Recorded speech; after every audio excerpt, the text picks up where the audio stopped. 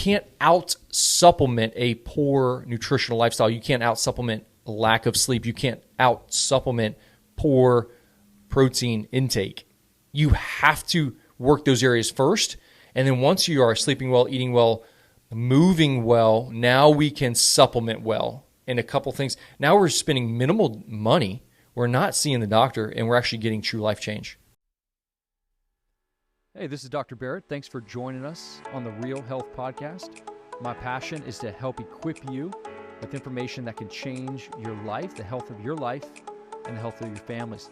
I'm a board-certified chiropractic physician with a passion and emphasis in nutrition and sleep and how to biohack the body to get to a greater level of health. Thanks for listening in to the Real Health Podcast.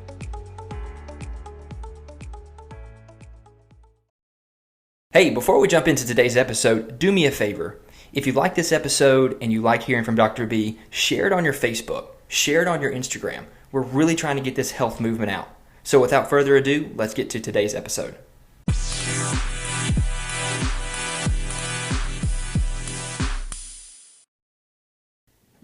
Welcome back to another episode of the Real Health Podcast with Dr. B. We've got Dr. B here after the phenomenal 72-hour sardines challenge that has blown up the internet. And we have him back for another epic Showdown. Heart-pounding, nonstop. Don't know if that made sense, but we have you back here, and you're going to share some knowledge. We're going to have some fun. We're doing this in the afternoon, which means we are not tired. We're not lethargic in the morning sometimes, I feel like, when we do this really early. Sometimes, yeah. You're not. Sometimes I am. You are. A little bit, but no, I'm ready to roll. Yeah, you are. Yeah, I'm ready to roll. If you saw the title of this episode, we are starting a supplement series, and I know that this is probably a huge topic that Dr. B gets a ton of because supplements they're just a part of everyday life. The supplement market is a large, humongous market. I'm selfishly going to be able to ask a ton of questions that I have in my mind, and so I know that he's going to give a ton of value here, and we're going to start off with two very big ones, vitamin D and fish oil, which are two important ones. So, Dr. B, welcome to your show. Thanks, man.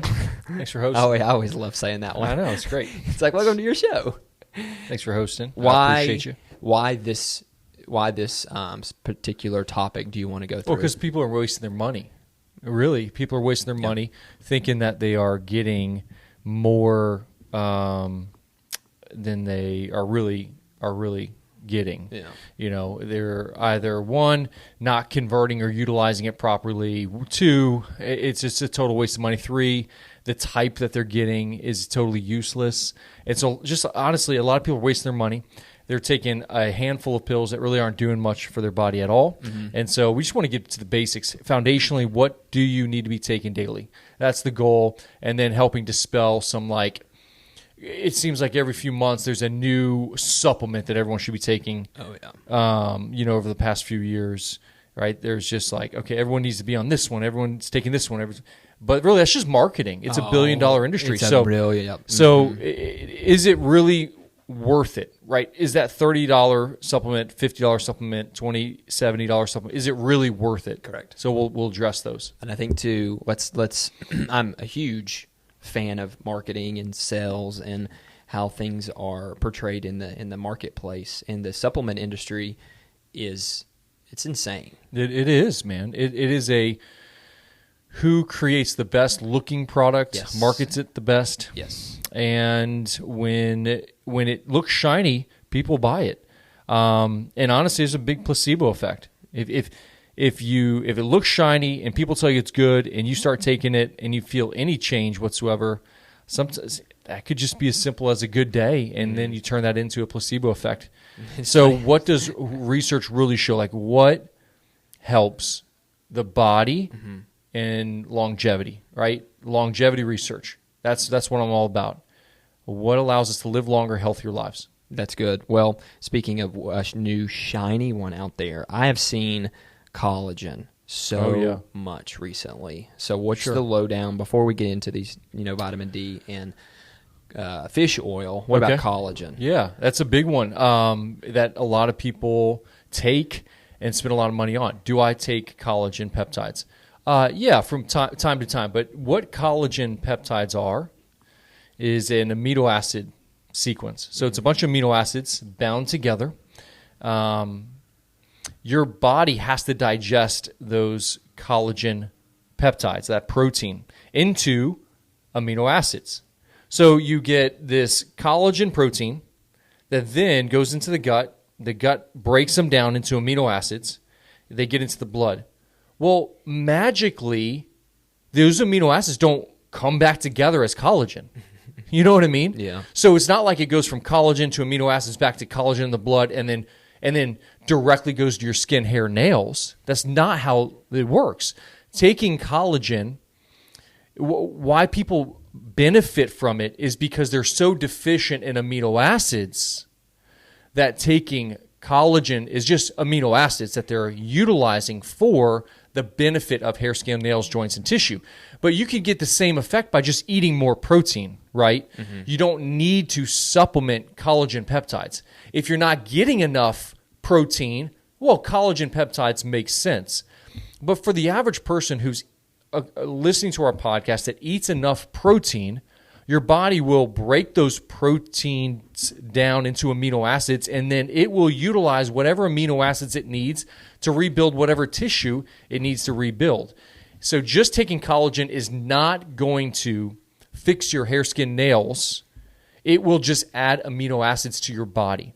So in reality, do you need it? Well, the question you should be asking is, am I consuming enough protein? That's good. And if you're consuming enough protein, a lot of times collagen is unnecessary.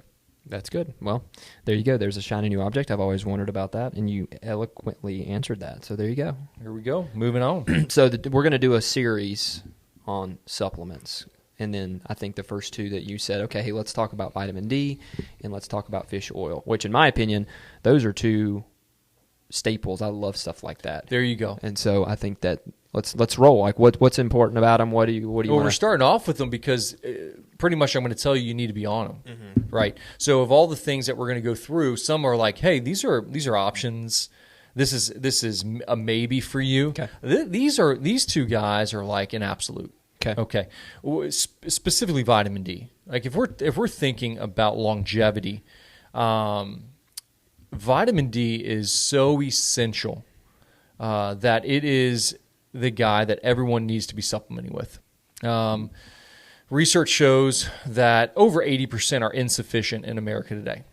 I can tell you reasons why probably of that, but we can talk about that later. Yeah, and so if we just globally look at America, 80% of people are insufficient or deficient, so need to be on vitamin D. The other thing is we can make it on our own with sunlight, right? So when sun hits our skin and we have enough healthy fats in our body called cholesterol, and we have enough healthy minerals like magnesium, because you can't synthesize vitamin D without cholesterol and magnesium.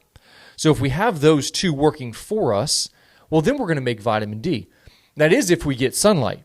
So we need sunlight, we need a healthy nutrition. Okay, now we're making vitamin D. But most people don't get enough sun, and most people are deficient in magnesium and other minerals that are going to prevent the synthesization or the synthesis of vitamin D. So that's where we get into the deficiency. In a healthy person, most people can, if they're eating well, getting sunlight, make enough, but most people don't. So that's why it's so important. And the studies are profound. If you don't have enough vitamin D, Alzheimer's risk, dementia, all neurodegenerative conditions go up. Cancer risks go up. Your long-haul COVID syndromes go up. You get issues where, this will shock you. If you're pregnant and your vitamin D levels are lower than 45, okay, they draw your blood, they're lower than 45, you have a 70% increased chance of going into preterm labor. So, wow. Hey, you want to carry that baby past 35 weeks? Vitamin D.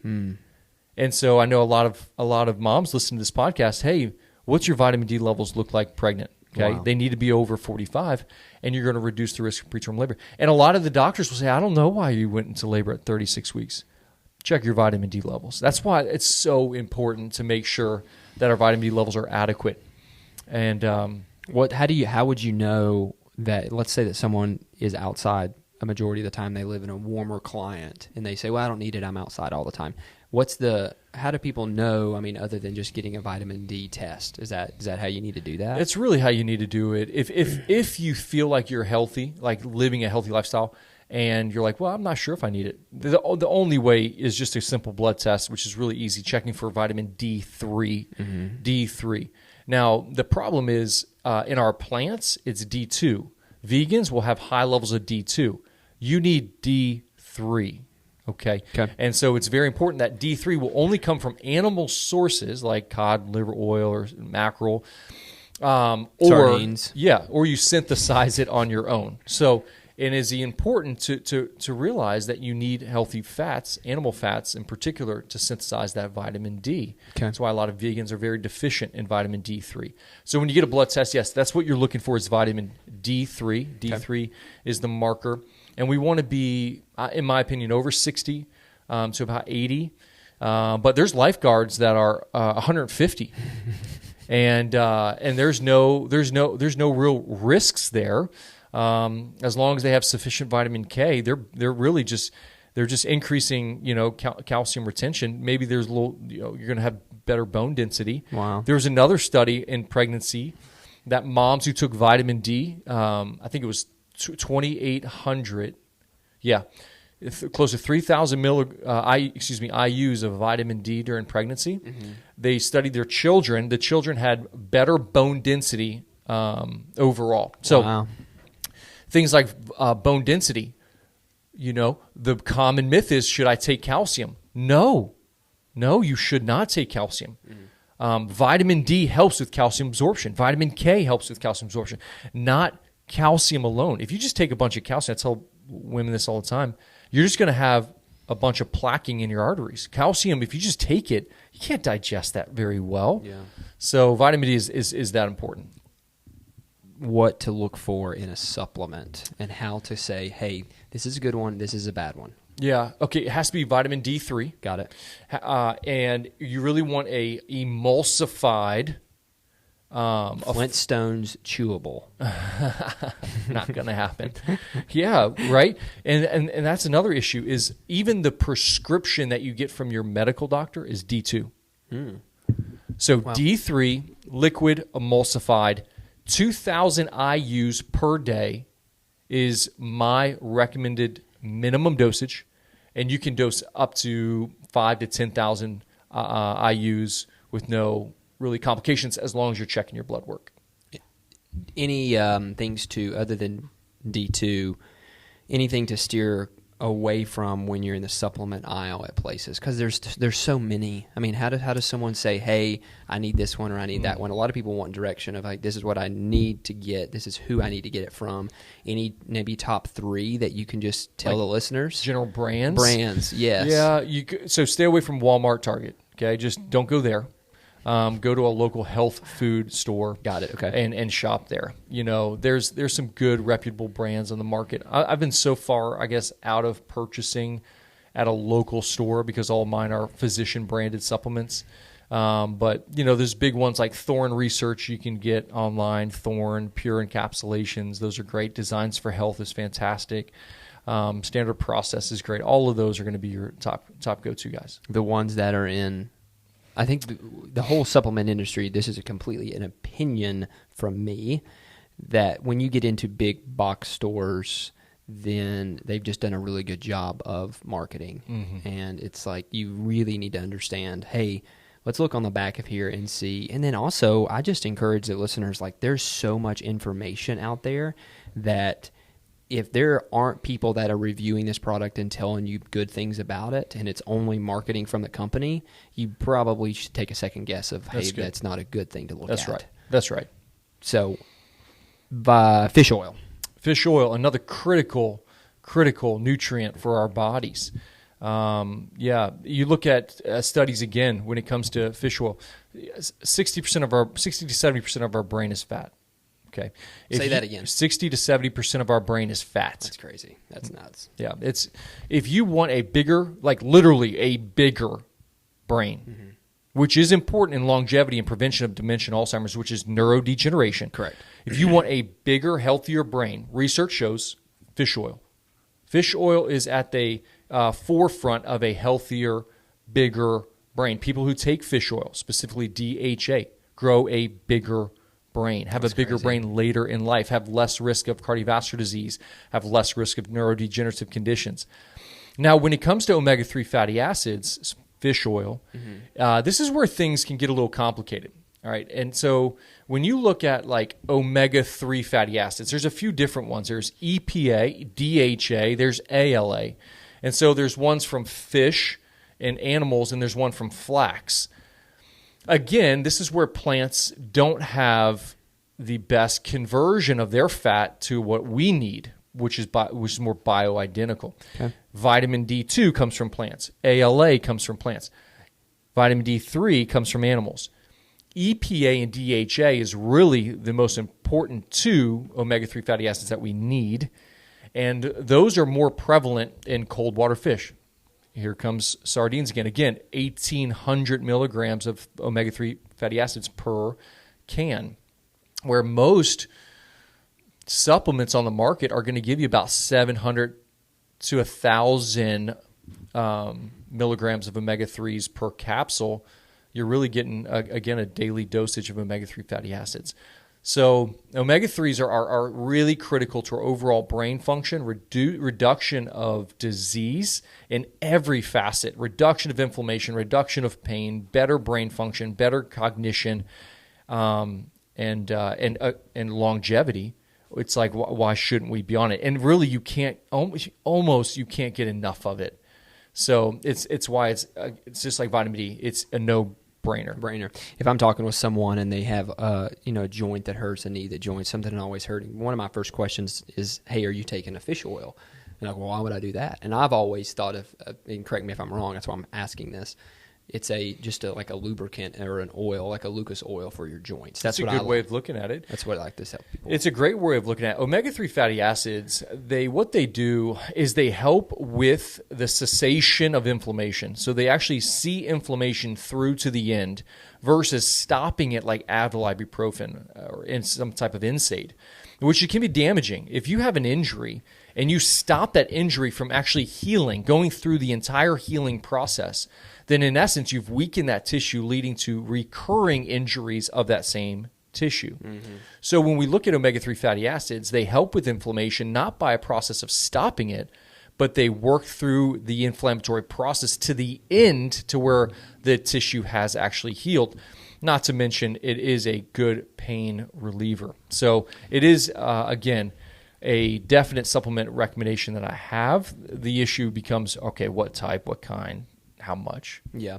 Bust this myth, and this is just something that I have thought about. And it seems as if your fish oil needs to be refrigerated, it's good. And the other ones are not. Bust that myth. Okay. There are supplement companies that put very specific antioxidants in fish oil to preserve the life of them, the shelf life of them. So it is a half myth. In general, when you open up a jar of omega-3 fatty acids, as soon as it is oxygenated, because it is a fat, you want to refrigerate it. It is an unstable fat. So you don't want it to be oxidized. So you do want to refrigerate it as soon as you open it. They are extending the shelf life of them where they don't require refrigeration upon purchasing because they haven't hit oxygen. And again, they're putting antioxidants in them. So that is true and false, I would say. Okay. In general, though, yes, as soon as you crack that omega-3 fatty acid open, you're going to put that bad boy in the fridge. Top ones that, I know there's a lot out there, but ones that you maybe suggest that you have seen that people can maybe invest in. You're looking for high DHA. That's the first. Look on the back of the bottle. So these are the things that you're going to look for, and then if these things check the boxes, then the brand is going to be great. Got it. Okay. So the first thing you're going to look at is you want high DHA content. You want at least 500 milligrams of DHA in that dosing of fish oil. All right. So you're going to have high EPA as well, usually around 700, but you want about at least 500 milligrams of DHA. You want a fish oil that contains no mercury. So it is a mercury-free I hope there's not any on the market. There is. Is there? Oh, absolutely. Absolutely. Jeez. Yeah, I mean, they're extracting straight from fish, and they don't go through the extraction process of removing mercury. So you want a mercury... Pure fish oil with mercury. Yes. Yeah. So you want to remove, you want to look for that, mercury-free. You also want what's called and this is where it's going to get tricky, but here's the verbiage that you're looking for in the back of the bottle. Okay. You want to see it as a true triglyceride form, That form is much better absorbed by the body. And so you'll see a triglyceride form of EPA and DHA, and it'll say it on the back where the ingredients are, if it's triglyceride bound. Got it. If the word is triglyceride under EPA or DHA, then you know you get a very quality fish oil that's absorbed well with high DHA, and it's mercury-free, and then load yourself up. I would say dosing is about a couple thousand milligrams a day would be great. It would be a great general dosing, as well as, like I said, 2,000 IUs of vitamin D per day. But those can go up depending upon blood test. Yeah. Test your vitamin D levels, and you can test your omega-3 levels. We call it an omega-3 index. The higher omega-3 index is directly related to a bigger brain in life. It's so good. So, hey, eat those sardines, take that fish oil. Yeah. It's going to be good for you. Yeah, I feel like this episode has been one of the probably most, like, I'm not going to say technical, but I'm going to say, like, this is what we suggest. This is what Dr. Barrett suggests. This is what the protocol should be. This is the milligrams and things like that. So I would imagine people are either going to go back and take notes, or they're going to do it from the very beginning. Because, again, I think supplements... opinion, again, I just think that so many people take so many supplements and think they're quick fixes, but the staples like these two can really help you in the long run. They really can. If you threw all your supplements out and spent vitamin D3 qualities, pennies on the dollar. I mean, it's pennies a day. Omega-3 fatty acids. You can invest in that. $60, a month probably is what you're going to cost. It's a couple bucks a day in terms of omega-3 fat, or you can eat sardines and get both bang for your buck. But regardless, it's going to cost you a little bit more. Correct. Clear out your cabinet, and if you take these two things for the rest of your life, you will live a longer, healthier life. Well, and it kind of goes back to, I'll make this last point. It kind of goes back to the other episodes that we have done, strength training, nutrition, and all that stuff. And it's kind of like, you do all that. You want to do the grand things before you don't even have the minute things done. So it's like, I want to take testosterone. I want to fix this. I want to fix that. Like, let's go get the craziest supplements that's in the middle of the jungle. Hold on a second. It's good. What's your main two that you should fix first instead of spending $1,000 on this thing that's in the middle of a jungle? Yeah, again, it's hard because it's just marketing. It's so appealing to us because they say things like, feel better brain energy, recover faster. Yeah. And those are all things that we want, but if we're not doing those foundational things you just mentioned, well, you can't out supplement a poor nutritional lifestyle. You can't out supplement lack of sleep. You can't out supplement poor protein intake. You have to work those areas first, and then once you are sleeping well, eating well, moving well, now we can supplement well. And a couple things. Now we're spending minimal money. We're not seeing the doctor, and we're actually getting true life change. Boom. That's no better way to end the episode. I think we're good. Any highlight of what we're going to talk about on the next series? Oh yeah, we're going to address things like another critical nutrient, like minerals, like magnesium specifically, sodium, electrolytes. The problem with the marketing of sodium bad, is sodium good? Questions like that. Should I be taking a multivitamin? Right? Flintstones? Yes. I mean, they taste like candy. They're so good. So those are things in addition to gut health, like probiotics, we'll be talking about as well. Amazing. Guys, thanks so much for listening to another episode of the Real Health Podcast with Dr. B. Too many podcasts in your head. Yeah, too many podcasts in my head. Sorry about that, guys. But yeah, if you love this episode, again, go to Apple, scroll all the way to the bottom, 5-star rating, 5-star review. It'll help us get the message out. It'll help Dr. Barrett get his message out. We love you guys. See you next episode. Before you hit X, hold on 1 second. Hey, thanks so much for listening to the podcast today with Dr. B. 2 things that would really help the Real Health Podcast movement. 1, share it on your social media, your Facebook, your Instagram, wherever you're on a social network. And 2, if you go to Apple Podcast and you scroll down, give us a 5-star rating and give us a review. Thanks so much for your time, and we'll see you next episode.